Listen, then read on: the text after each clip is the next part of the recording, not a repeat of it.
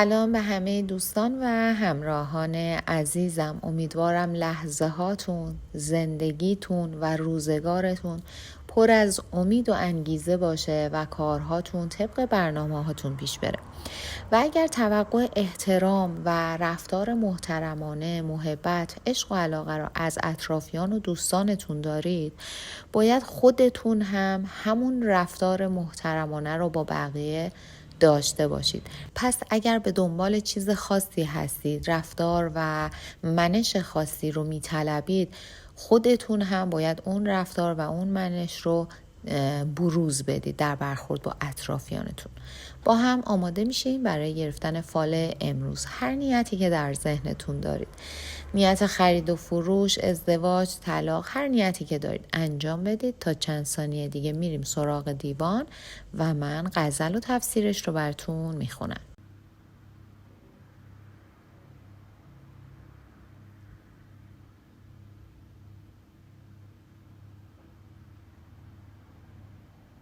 خب دوستان، اگر نیتاتون رو انجام دادیم، با هم ببینیم حافظ امروز چطور ما رو راهنمایی میکنه. یاری اندر کس نمی بینم، یاران را چه شد؟ دوستی کی آخر آمد، دوستداران را چه شد؟ آب حیوان تیرگون شد، خضر فرخ پی کجاست؟ خون چکید از شاخ گل، باد بهاران را چه شد؟ کس نمی گوید که یاری داشت حق دوستی، حق شناسان را چه حال افتاد، یاران را چه شد؟ لعلی از کان مروت بر نیامد سال هاست، تابش خورشید و سعی باد و باران را چه شد؟ شهر یاران بود و خاک مهربانان این دیار، مهربانی کی سر آمد، شهریاران را چه شد؟ گوی توفیق و کرامت در میان افکنده اند، کس به میدان در نمی آید، سواران را چه شد؟ 100,000 گل شکفت و بانگ مرغی بر نخاست، عندلیبان را چه پیش آمد، هزاران را چه شد؟ زهره سازی خوش نمی سازد مگر عودش بسوخت، کس ندارد ذوق مستی، میگساران را چه شد؟ حافظ اسرار الهی کس نمی داند خموش، از که می پرسی که دور روزگاران را چه شد؟ خب دوستان، در این غزل حافظ نشون میده که گویا از این که هیچ کسی یارای مقابله با یک حکومت زورگو رو نداره، در واقع این غزل رو حافظ سروده و حافظ به اطرافش نگاه میکنه ولی یار و یاوری نمیبینه و گمان میکنه که دوستی و دوستدارانی براش باقی نمونده. آب حیات که سرچشمه زلال بوده تیره شده و از شاخ گل بهاری خون میچکه. اما در تفسیر این غزل حافظ میگه ظاهراً از اون چیزی که در زندگیتون میگذره ناراضی هستید و فکر میکنید دوستاتون شما رو ترک کردن یا اینکه توجه خاصی به شما ندارن.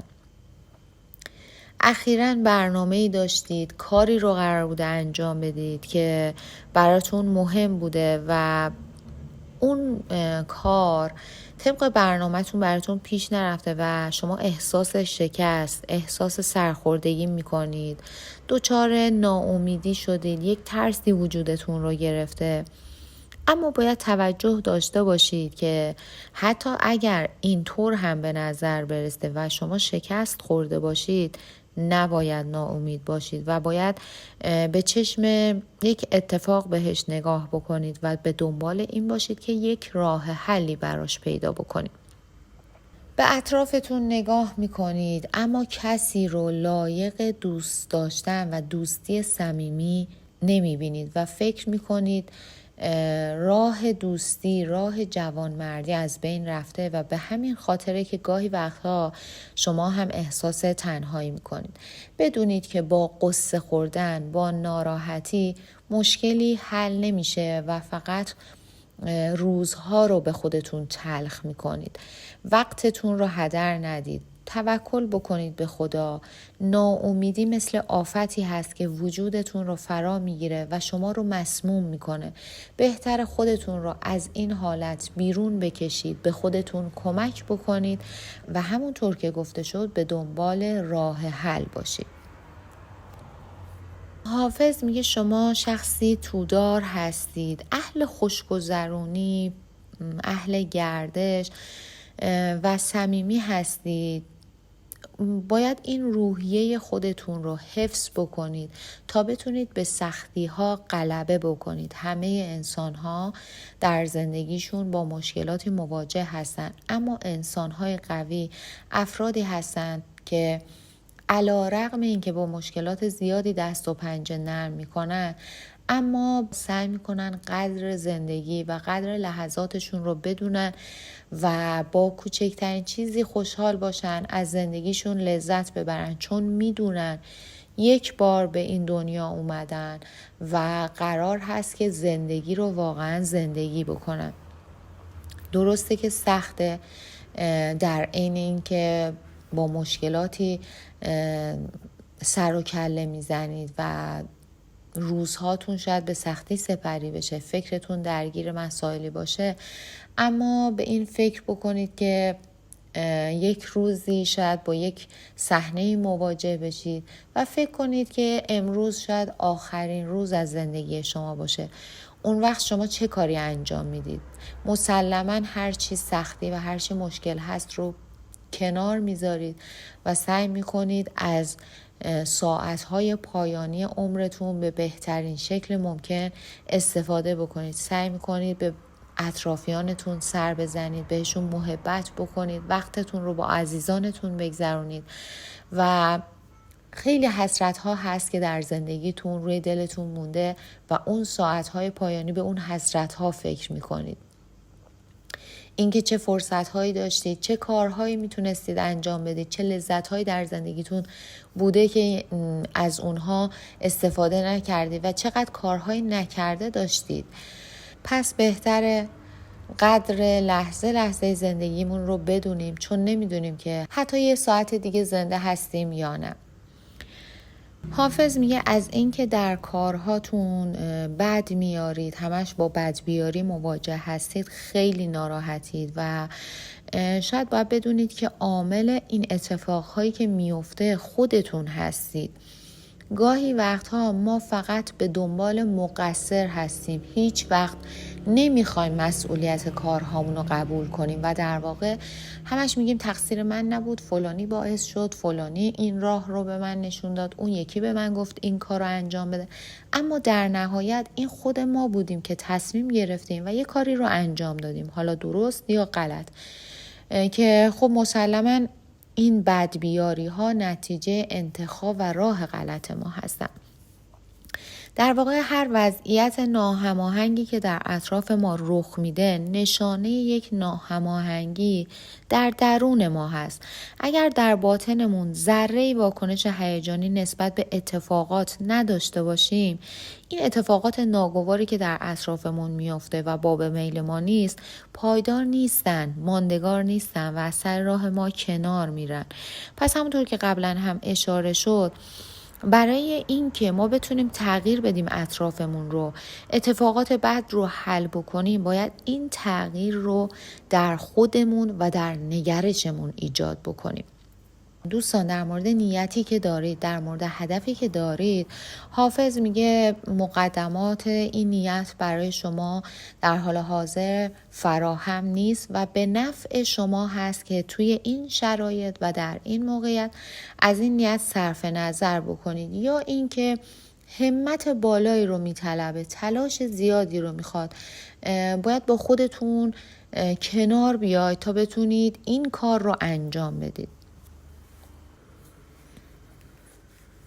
دوستانی که نیت احساسی داشتن، حافظ میگه زیبایی ظاهری و خوبی شخصی شما رو شیفته خودش کرده و در واقع دل شما رو ربوده. اگرچه این شخص در حال حاضر از شما دور هست، ولی تلاش های بی حد شما میتونه شما رو به این شخص برسونه و شما میتونید پاسخ مثبت رو از ایشون دریافت بکنید. سعی کنید محبت بی‌دریغتون رو نثارش بکنید و در کنارش بهش کمک بکنید برای تکاملش، برای موفق شدنش، و اینطوری هست که اون شخص میتونه احساس واقعی شما رو دریافت بکنه و به عشق واقعی شما پی ببره.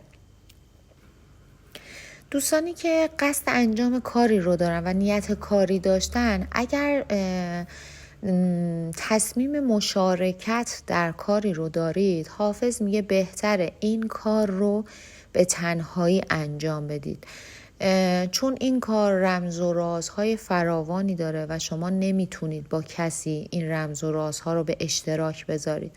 درسته که خوبه باید با چند نفر مشورت کنید، مشاوره بگیرید، تحقیق بکنید، اما بهتره این کار رو به تنهایی انجام بدید. دوستان، حافظ در مورد شخصی داره شما رو آگاه میکنه که یکی از اقوام شما یا نزدیکان شما هست که دل این شخص رو شکستید و سخت از شما ناراحته و در واقع حافظ داره به شما توصیه میکنه که هرچه زودتر دل این شخص رو به دست بیارید، چون این شخص کسی هست که هیچ وقت برای شما بد نخواسته و اگر این ناراحتی در دلش بمونه و شما از دلش در نیارید، براتون اتفاقات خوبی نخواهد افتاد. و حافظ میگه منتظر خبر خوشی هستید، اما این خبر خوش زمانی به شما خواهد رسید که شما دل این شخص رو به دست آورده باشید و خوشحالش کرده باشید. پس هر چه زودتر، حتی به خاطر خودتون که به اون نیتی که دارید، به اون خبر خوشتون برسید، این کار رو انجام بدید. دوستان، حافظ میگه سعی بکنید در زندگیتون گره گشا باشید، راه گشا باشید. سعی نکنید که مشکل آفرین باشید. سعی کنید مشکلات رو از سر راه خودتون و اطرافیانتون بردارید. برای یک زندگی موفق شما باید ایثار داشته باشید، باید از خودگذشتگی بکنید. خیلی جاها برای اینکه به موفقیت برسید باید حتی از خواسته های خودتون بگذرید، بعد نتیجه اون گذشتتون رو قطعاً خواهید دید. هیچ وقت نباید دست از تلاشتون بردارید، اما گاهی وقتها نیاز هست که از خواسته هاتون و از خودتون بگذرید. و به قول معروف لحظه رها کردن درست لحظه‌ایه که موج بلند میشه. یعنی زمانی که دریای زندگیتون طوفانی به نظر میرسه، با یه سری از موانع و مشکلات روبرو میشید، دقیقاً اون لحظه هست که باید رها باشید. باید خودتون رو به دستان بزرگ خداوند بسپارید و افکار منفی رو از ذهنتون دور بکنید. گاهی رها بودن باعث میشه که همه کارها خودش به بهترین شکل ممکن حل بشه. و در آخر هم دوستان، اگر نیت ازدواج و طلاق داشتید، باید بگم هر دو براتون اتفاق میفته. تغییر شغل و مکان هم به زودی براتون حاصل میشه اگر نیت داشتید. در مورد خرید و فروش باید بگم که خرید و فروش خیلی براتون تفاوتی نداره و اگر براتون ضروری نیست بهتره دست نگه دارید، انجام ندید. و دوستانی که نیت فرزند داشتن، باید بگم 3 فرزند در طالع شما دیده میشه که یکی از فرزندانتون در زمینه‌های علمی به رتبه‌ها و درجه‌های بالایی خواهد رسید. دوستانی هم که در مورد بیمار نیت داشتن، باید بگم بیمارتون به زودی وضعیتشون بهبود پیدا میکنه. از صمیم قلب سپاسگزارم که تا پایان این ویدیو با من همراه بودید. بودن شما، خوندن پیام هاتون و حضورتون در این مسیر برای من نه تنها دلگرم کننده است، بلکه یادآور اینه که هنوز هم میشه با واژه ها، با تأمل و با گفتگو نوری انداخت بر تاریکی های ذهن و دل. یادتون باشه هر بار که برای یادگیری، آرامش یا حتی یک لحظه مکث در میان روزمرگی هاتون وقت میذارید، در واقع دارید به خودتون احترام میذارید. این یعنی شما در مسیر رشد هستید و این بسیار ارزشمنده. اگر این ویدیو براتون مفید یا الهام بخش بود، حتما به ویدیوهای دیگه کانال هم یه نگاهی بندازید. شاید پاسخ سوالی که مدت‌ها در دلتون دارید در یکی از این ویدیوها پنهون شده باشه. با من همراه بمونید، چون این مسیر آگاهی و آرامشه و قرار هر بار عمیق‌تر این راه رو طی کنیم.